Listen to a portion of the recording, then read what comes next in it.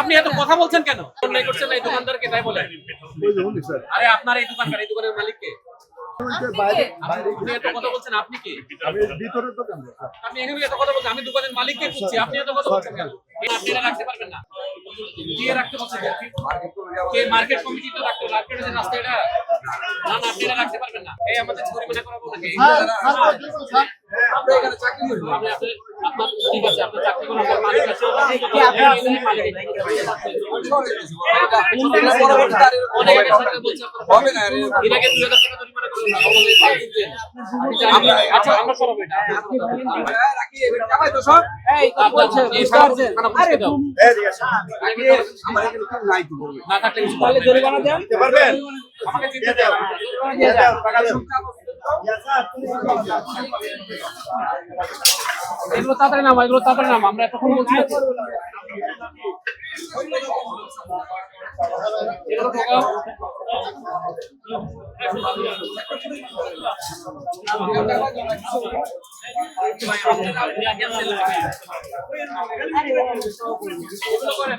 এই দোকানটা তোমার, একই দোকান।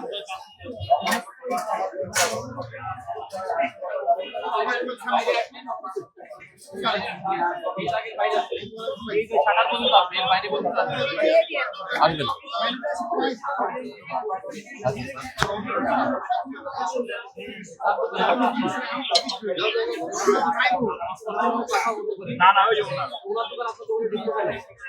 ভাড়া নেই।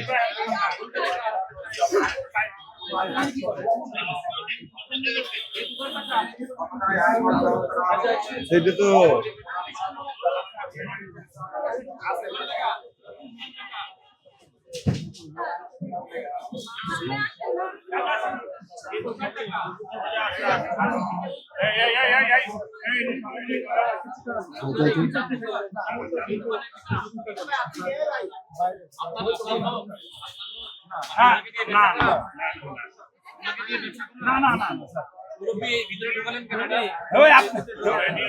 নিয়ে যাবে এইটাই খালি, আর অন্য কিছু নিয়ে যাবে কেন? আমরা তো অনেক আগে চলতে, আপনারা কেন আশ্রয় দিচ্ছেন?